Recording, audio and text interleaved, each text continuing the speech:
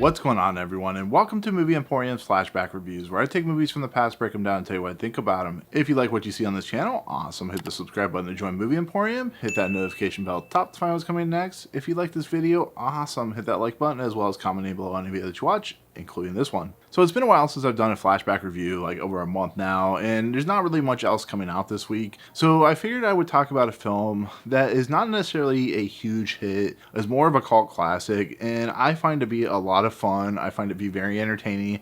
And it has a performance from Kristen Stewart, which I actually enjoy instead of truly hate. But what's happened in the last 12 years since this movie came out is Kristen Stewart, like Robert Pattinson, has come into their own as an actor and actress, where they have kind of completely shed who they were with the Twilight series. But this was in the middle of that kind of run where she was trying to build her career. She was making money off the Twilight series to do her own thing. And, it's a movie that was kind of stuck in the middle, didn't really make much money. I think it made like $19 million total worldwide, and it's a movie that I find kind of unique, very odd, but it's filled with a lot of characters that are a little despicable and unlikable, but are a lot of fun in the nature that they're presented. And that movie, of course, is Adventureland. And so this film, which, like I said, is very odd and very cultish in its nature of how, people like it and so on and so forth, is, of course, directed by Greg Mottola, who is known for directing stuff like, of course, Superbad. He worked on under the Judd Apatow kind of internship and mentorship and stuff like that. So he worked on Undeclared. He also worked on Arrested Development. And so this film, which was filmed during the winter in a place called Kennywood, which is this theme park that's in Pittsburgh, basically centers around this park called Adventureland. And Adventureland is similar to something like Action Park or Cedar Point or Kings Island, where it's these small kind of regional theme parks that may not be well known to the world outside of Cedar Point, which is very well known to the world. But they're these fun little small parks that have rides and food stands and good times and so on and so forth. Very cheap, very inexpensive. And we have this character named James, who of course is played by Jesse Eisenberg. And James is one of these individuals who's trying to go to Columbia University. He's also trying to go to Europe for the summer because he feels like after he's graduated from the local college, he feels like he can just take a trip. His parents are willing to pay for half of it, and everything just kind of falls apart for James, where not only is he not able to go to Europe for the summer with his friend, but he has to get a job to be able to afford to even go to New York, to even go and stay at Columbia, to go to the university to be a writer. And in the process of everything that's happening, his parents are, one of the parents, the father, has kind of lost his, career, and he's kind of put into a lower level job, a lot less money, and the mother is very forward with him and stuff like that. And, you can just start seeing everything around, the James character's kind of ideology and, his view of the world start falling apart and whatnot. And so he has to look for a job, and he can't find a job because he's never truly and honestly worked in a real kind of job in its nutshell. He's kind of, cut the lawn for the neighbors. You see him try to, apply for working at a restaurant. That doesn't go well. He tries to become one of those cement drivers, which doesn't go well. And it seems like at the end of his rope, but he also has this friend, or this once-time friend called Frigo, who likes to punch people in the nuts. And he finds out has the ability to go work for this place called Adventureland, which is, like I said, this theme park that his parents are not really well into wanting him to do. And so when this movie gets going and it starts getting to the plot, the plot points of where this movie is going to go to the eventual conclusion, James ends up being hired at Adventureland by two characters who, of course, are played by Bill Hader and, of course, Kristen Wiig. Now, as we know, Bill Hader and Kristen Wiig are amazing actors. They, of course, have been in many things like the Skeleton Twins and stuff like that. And here they're playing their typical characters that we know them from. Kristen Wiig's playing that very ditzy style character. She's not the smartest person in the room, but she has a lot of heart. The Bill Hader character is a much more, typical guy where he basically yells at people for not throwing stuff in the trash. He's willing to sell hot dogs that have been out in the sun too long.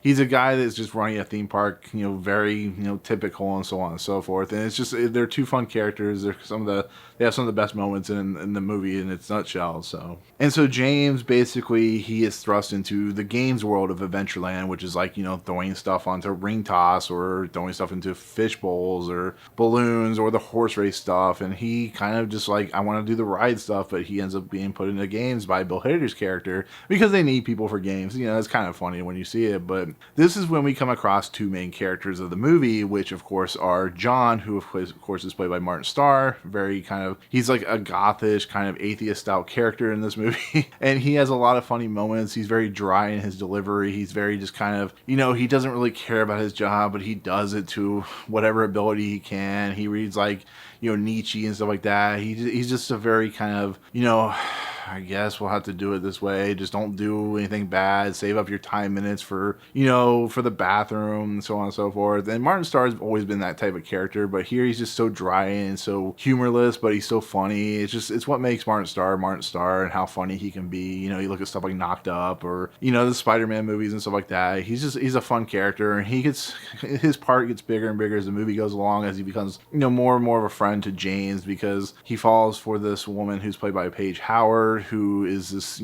popular girl at the theme park. But, an incident happens where she gets really drunk and she makes out with the Martin Starr character, the John character. And she kind of like says, I'm not really interested in you, which kind of puts, John in a predicament where he ends up quitting. But, it's just a very fun, very oddball character, which is what this movie is about. Is just very odd, very strange characters do very typical kid type stuff. They're in their early 20s, so they're smoking weed and drinking. John has a pipe that he smokes, stuff like that. And then, so his character is very weird, but it's very Martin Starr-ish, I guess you could say. So the other major character that we meet in this movie is, of course, M, who's played by Kristen Stewart, one of these kind of dejected type women who kind of feels very just sad and depressed. Her mother passed away, so she never had a true mother figure, but her father remarried someone else who doesn't get along with her, who I think sees the potential in M's character, but just doesn't understand why she does what she does. And on the process, she likes to drink, she likes to get high, and then,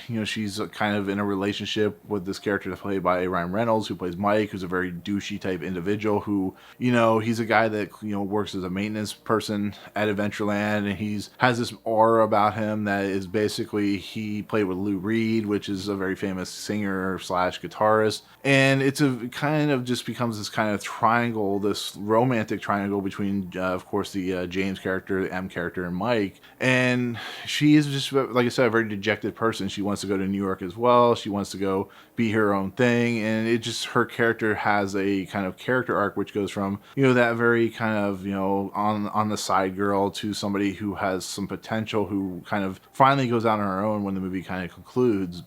And then we have this other couple characters. One's named Lisa P, who's played by Margarita Levieva, who is basically the hot, attractive woman who everybody fawns over and stuff like that. And she starts to develop a relationship with James's character, and it starts to only because about weed and, making the other, attractive man in the story, jealous and stuff like that. And, she has some of the best parts in the movie on the simple fact that she has this friend named Kelly, who is somebody who doesn't talk, who's just there every time Lisa P starts dancing or is walking around. And what makes it really funny is like they'll just be dancing in the middle of nowhere, like in the middle of the park, and everybody will be watching. They're just doing random dance moves that are clearly from the 80s, because this movie takes place in 1987. And it's just very much a movie that is kind of harkening back to the old theme parks of 1980s, as well as dealing with romantic subplots and stuff like that. It's about kids growing up, realizing who they are, realizing what they need to do to succeed into a new world. It's about the old society, the old way of thinking with the parents, and the new way of thinking, which is always the next step for an individual. They move past their parents into a new reality, a new society. They move into, friends that aren't exactly the friends that they grew up with. For instance, Frigo, who's that, really immature guy who punches people in the balls, basically is a character that somehow he thinks he's still friends with James, but because of the more mature nature of somebody like John's character, the Martin Starr character, he finds himself more gravitating towards that. But it's just a movie that is just a very much a young teen drama with some comedy thrown in, with some very odd, strange, kind of cultish style humor. And it's just a movie that really harkens back to what it was like to live in the 80s, what it was like to live and feel in a world where it was full of weird music, weird clothing, just strange kind of ideology and stuff like that. And that's what also makes this movie very fascinating with Greg Mottola directing, is he's showing us what it's like to live in this decade of the 80s while giving it a more realistic, more honest approach. So we still have the outrageous music, the outrageous clothing, you know, the outrageous kind of feel and nature of what the 80s were like, but we're starting to see kind of the transition into the 90s with the grunge music and the kind of, you know, way people are slackers and stuff like that. So, but that's what this movie has in its nutshell. And what I really love about it is just has a lot of heart. It has characters that are very relatable, very likable. They're very stereotypical in their nature, but there's something kind of uniquely fun about them, uniquely entertaining. You know, Jesse Eisenberg, who would go on to get nominated for an Oscar like a year later. We also have, like I said, Kristen Stewart, who went on to do bigger and better things. We have all these characters and all these actresses and actors who have found their kind of niche and so on and so forth, and they really kind of just roll with the story, and to watch the story kind of play out and to see the fun, like I said, the fun music and the fun look and feel to it, it really makes it for a very unique, very interesting experience. And like I said, Greg Mottola is one of those directors that has a very odd, very strange sense about how he directs things. His look and feel, it's almost like he has a filter, like a grayish, almost brownish filter over all his movies. So his movies are very kind of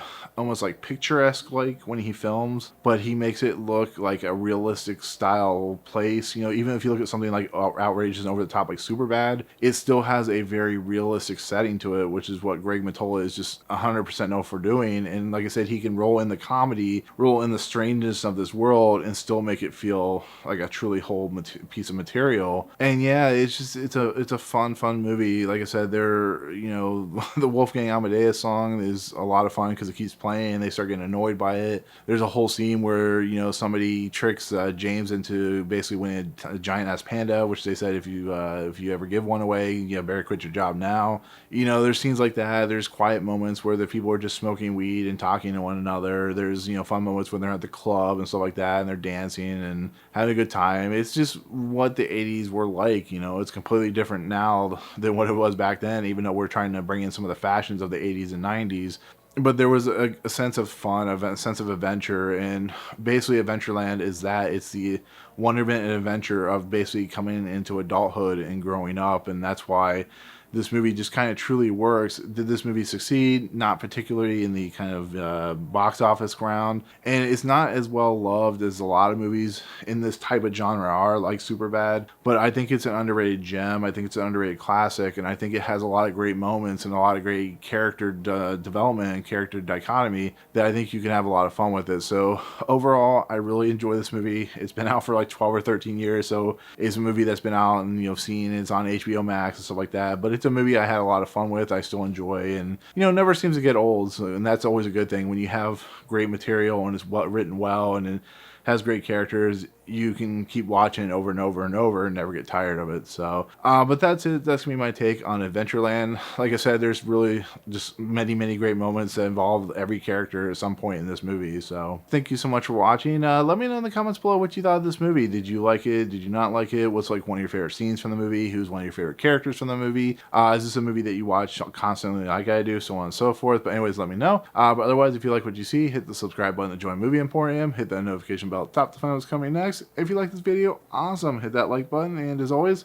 we'll see you guys on the next video. Peace out.